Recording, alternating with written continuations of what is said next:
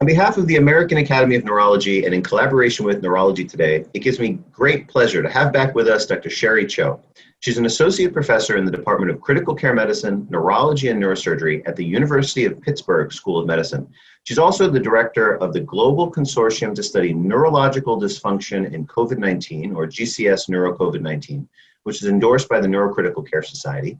And you're back with us today on this video series, and you're ranked number 2 in terms of the most watched of all videos that we've done. So the content, the topic, you got to outdo Sanjay Gupta on this one, Sherry. Let's see if we can do it.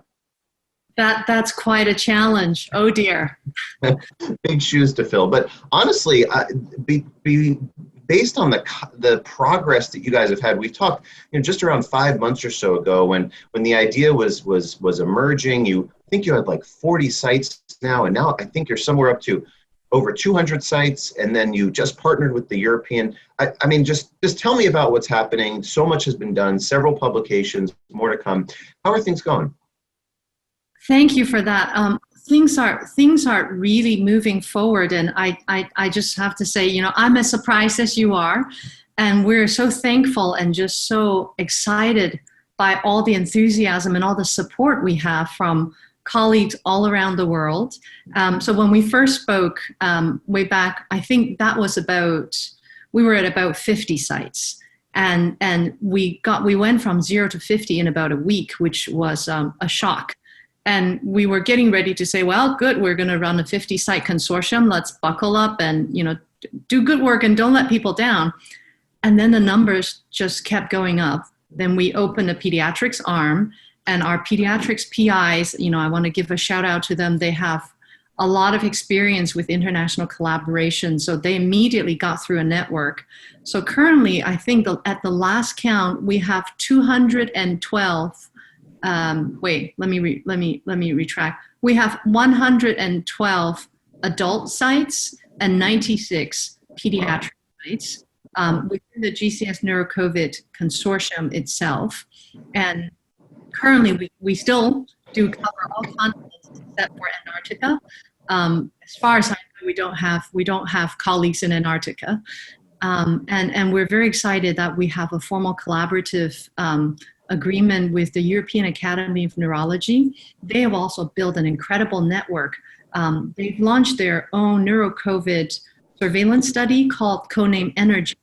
And the Energy network, I think, is at about 240 sites. And their reach is, all over the world as well, but with the majority, as we can imagine, in Europe and North Africa. And so when we put their reach together with ours, it's almost completely complementary. And, we share the same mission, we share the same ideas.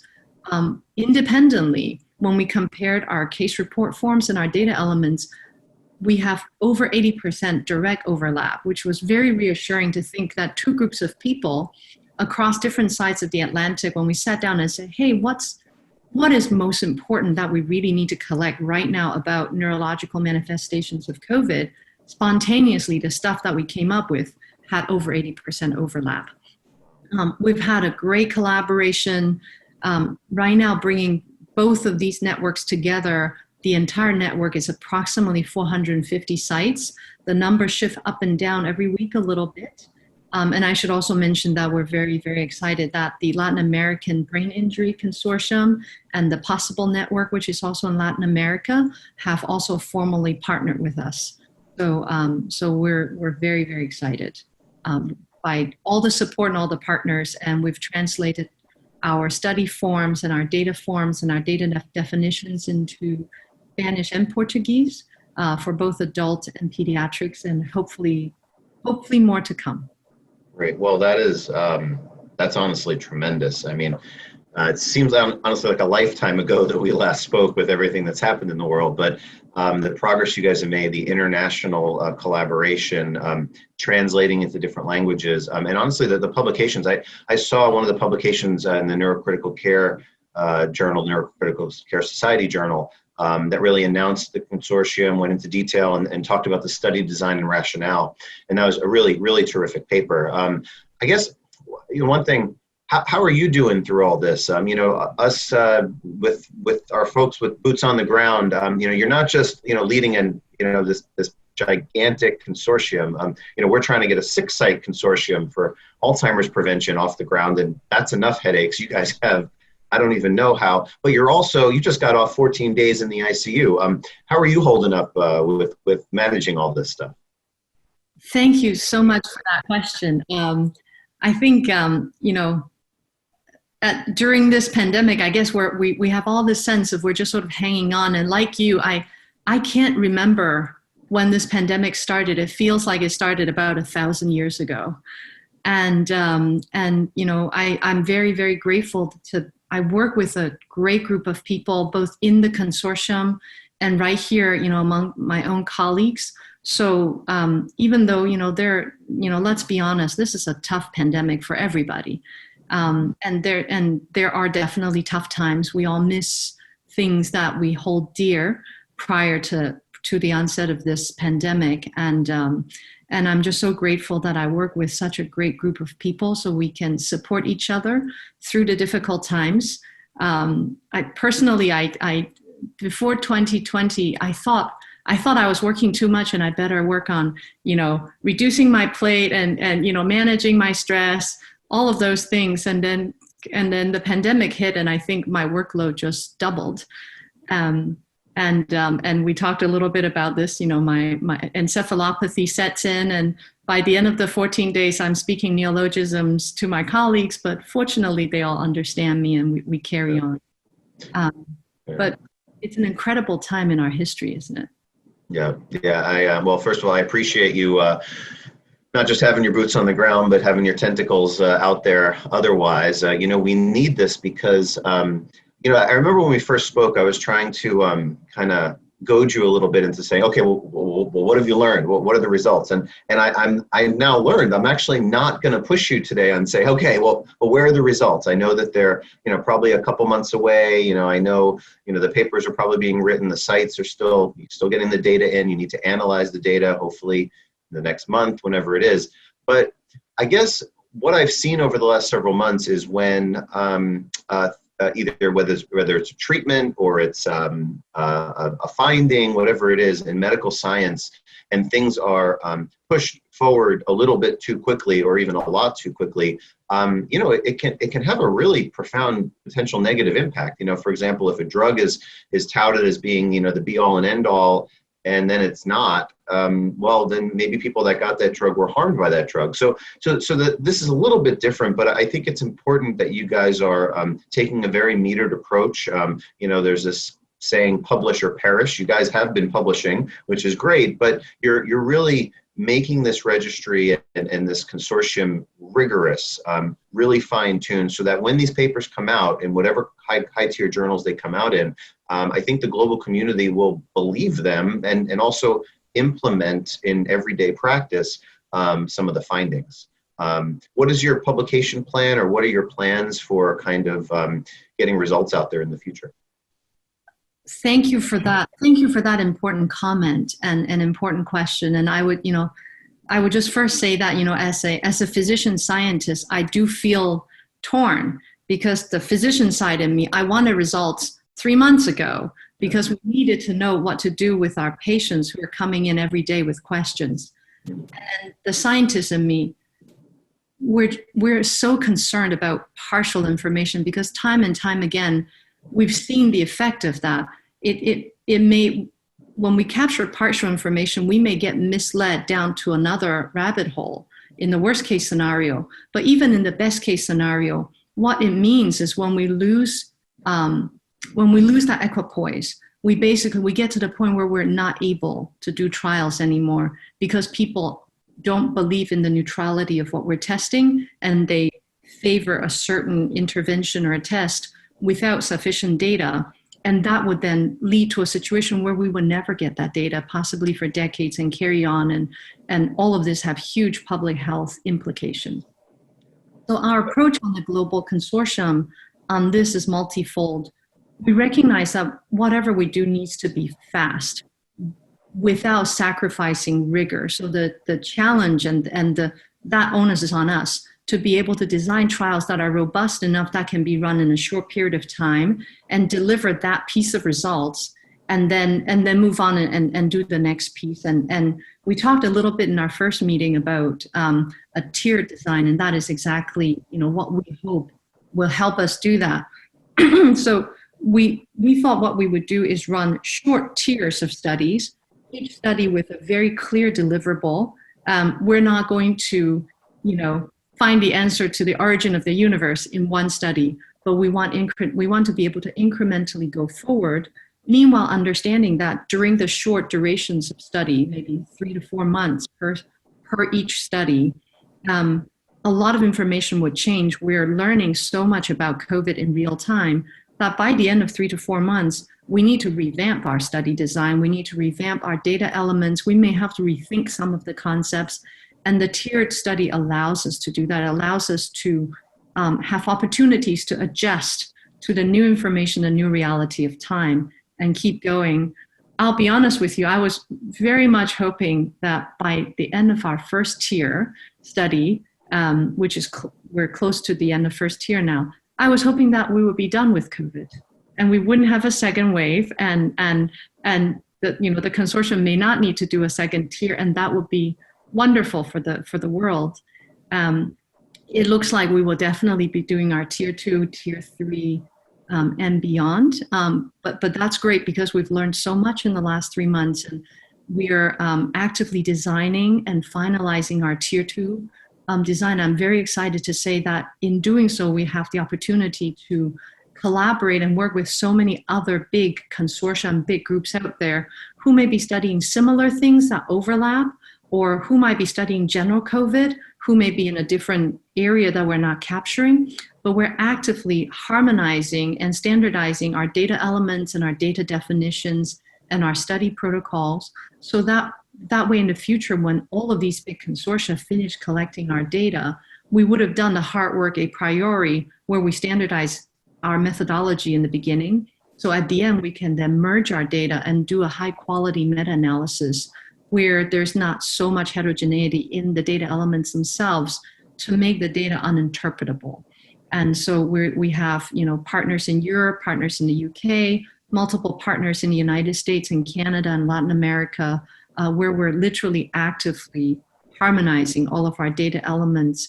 We're also partnering with the groups that work on general COVID studies, collecting general COVID data elements, and we're partnering with them to make sure that the general COVID data we collect as part of our neuro study is harmonized with all the other big network trials, and where they need neurological input and neurological data elements and endpoints, we would provide that.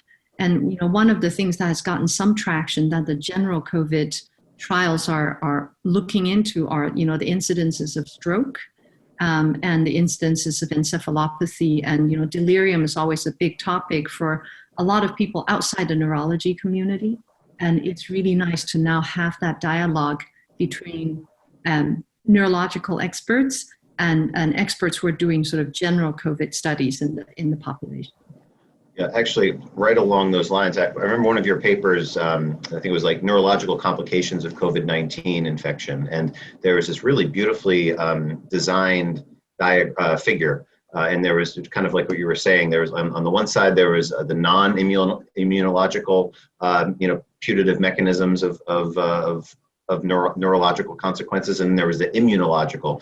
And understanding why a person could have some encephalopathy, why they could have some delirium. Is it hypotension, hypoxia, micro and macrovascular thrombosis on the non-immunological side, or is it on the immunological side, adaptive autoimmunity, microglial activation, maladaptive cytokine profiles?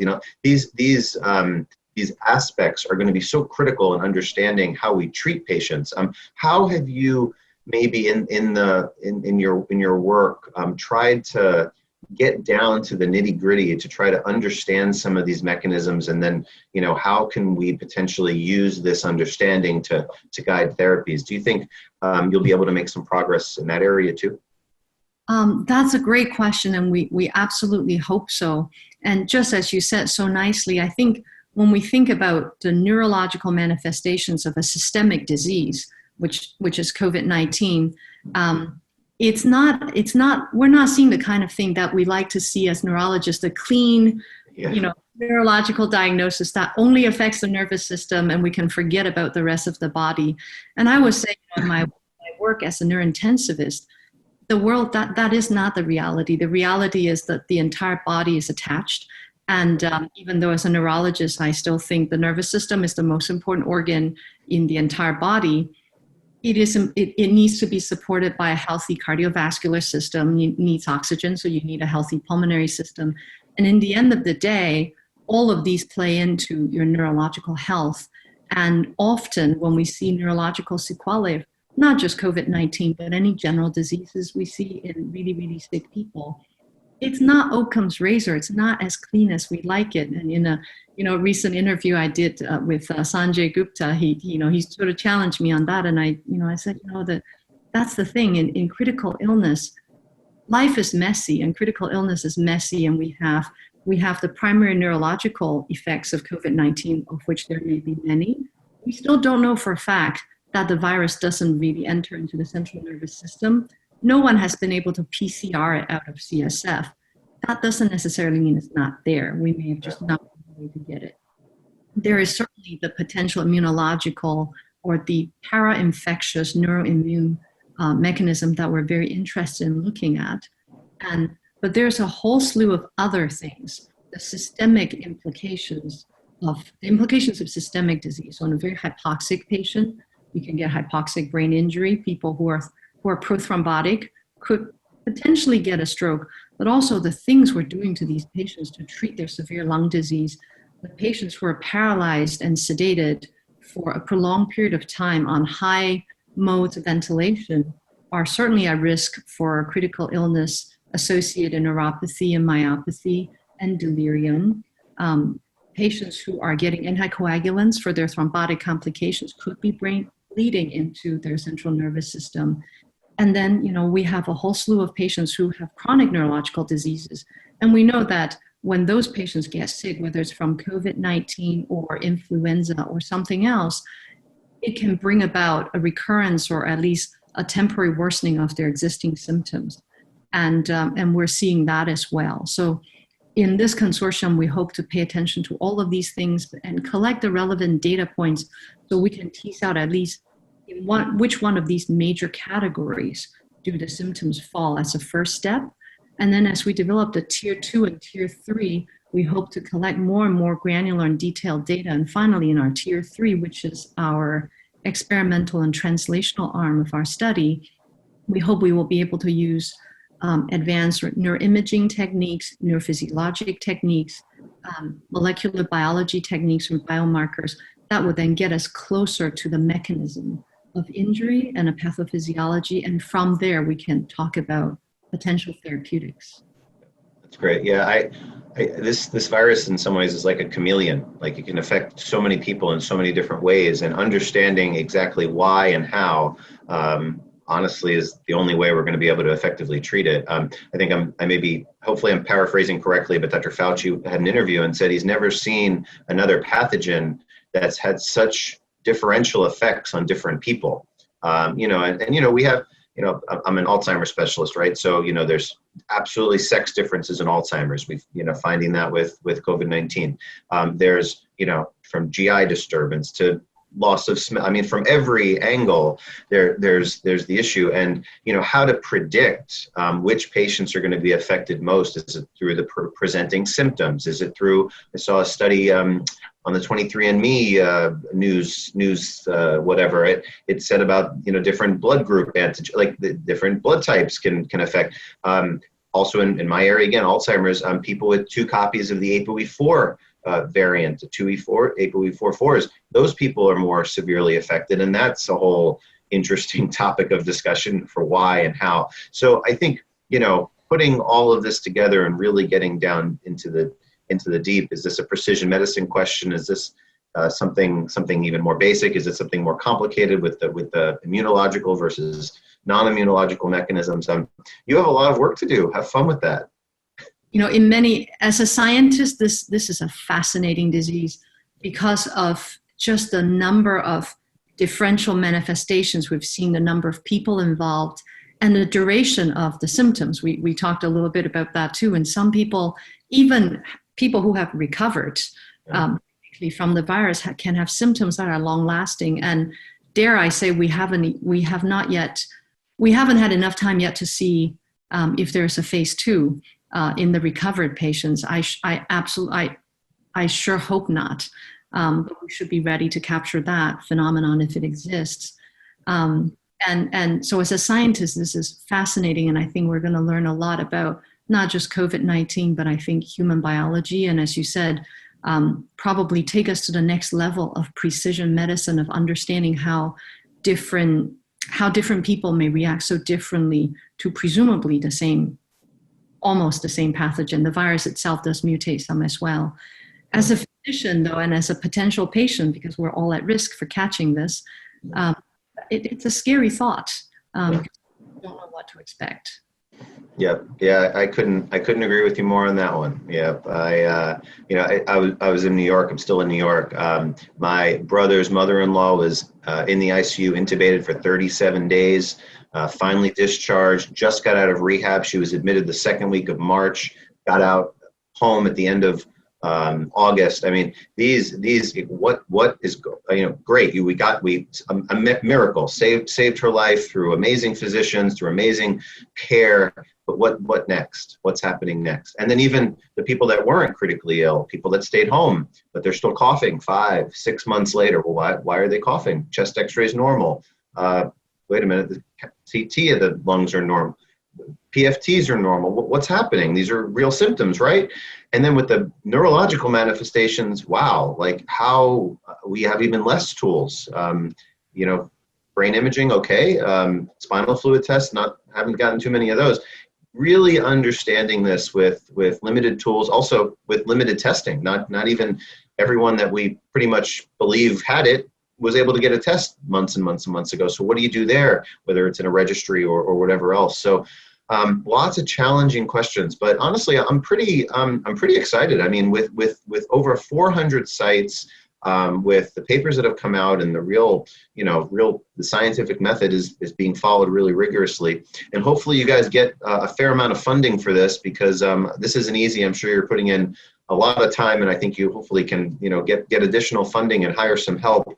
This is going to be a long-term study. I mean, I think I agree with you. Now we know what the 6-month manifestations are. The term that I've heard used is the COVID long haulers. There's a Facebook group with over 10,000 people that I've been actually, checking in on fairly frequently, learning some interesting stuff. Other stuff is a little bit confusing. Don't know what to make of it. It's a healthy skepticism, but, probably something real here with some symptoms that really, in my head, don't make any sense, but they probably exist because so many people are talking about them. But how do you prove this? How do you figure this out? And then it's not just the 6 months, but the 1 year, the 2 year. What are your long-term plans for this? In terms of maybe grants you're submitting, or in terms of, plans for the consortium, are you looking to do this for a year, 2 years, longer than that, or is it just kind of take it one step at a time? I think what is clear is we know we have our work cut out for us. The need is absolutely there. And, after our last interview, after we published our first couple of papers, we've been hearing from so many people. We've had an incredible response from, people who just write in to me and to my co-investigators. I've been hearing from some of our own colleagues who have had COVID and reporting their own symptoms of just the incredible brain fog. For lack of better term, and I'm not their physician, I'm not able to characterize it further at this moment, except to build it into our next steps in our consortium. We certainly have a lot of work to do. We know that in the short term, we hope to carry out this interim analysis. We're currently gathering data for that. And that would hopefully at least answer some of the very basic questions we set out to do at the beginning of the consortium. And we're actively putting in grant applications and also forming and collaborating with other big consortia to move forward with our Tier 2 and Tier 3 studies as we have planned, so we can begin to describe to a finer detail what are these clinical phenotypes, what may be their imaging findings, EEG findings, can we even pick anything up from our routine diagnostics. And if the answer is either yes or no, phase 3, tier 3 will follow that with some experimental protocols to see if we can pick them up with a more refined technique. And I think long term, we definitely would hope to tackle and further understand the people who are still symptomatic after recovering. Being sort of acute care physicians and intensivists, we also do hope that we can partner with some of the general COVID trials so that we can look at the therapeutics that are being tested and whether there is a neurospecific response profile. Is there something that specifically benefit or is detrimental to patients with neurological deficits? Or just, yesterday I had a question from a dear friend who says, what is the mortality of an intubated patient who also have neurological symptoms in COVID-19? We can all probably guess it's probably not good based on other critical illnesses, but we actually don't have the numbers. And as an intensivist, I can't help to ask the questions, well, if the numbers are not good, how do we make it good? Because there's got to be a way. And so I think our longer term goals are there. We do need to find more and more resources to support these scientific endeavors. And as investigators, that would be our charge too, is to, while we push forward the science, we reach out to the appropriate funding agencies to find a long-term funding strategy for this concept and this structure that we've set up. And I would also say that some of the things we talk about is because we sort of launched this it's an emergency launch of a neurological network in a pandemic. We learned a lot of lessons in doing so, and it's sort of a new experience. We didn't really have any blueprints to follow, and we hope what we did here will be a blueprint so that if in the future we have another pandemic, that's not COVID-19, but that very reasonably might involve the nervous system, we have the structure there already, we have the know-how, and we save and generate tools and save the knowledge that we learned from this process so that the next time we can just rapidly deploy, go out there, do things even faster than we did this time around, and hopefully defeat the pandemic faster than we're doing right now with this one. That would be nice, wouldn't it? I agree. Couldn't agree with you more. Well, Sherry, I look forward to having you back for a third time because that's the results. That's the most fun. Well, all of it is fun and hard, and I don't even know what, but I'm looking forward to our third chat. But our second chat was awesome. Sherry, thanks so much for your time. Go get some rest. You've been on for 14 days. Stop with all these calls and videos and whatnot. Go take a vacation. You can't really go anywhere on vacation, so I don't know. I'm not even sure what to tell you. Yeah, REM sleep would be wonderful. Yeah, exactly. The REM sleep vacation. You heard it here first. I need some of that too. That's a great idea. Great. Thank you so much. It's always a pleasure to talk to you. Of course. Stay in touch. Take care, Sherry. Bye-bye now. Bye-bye.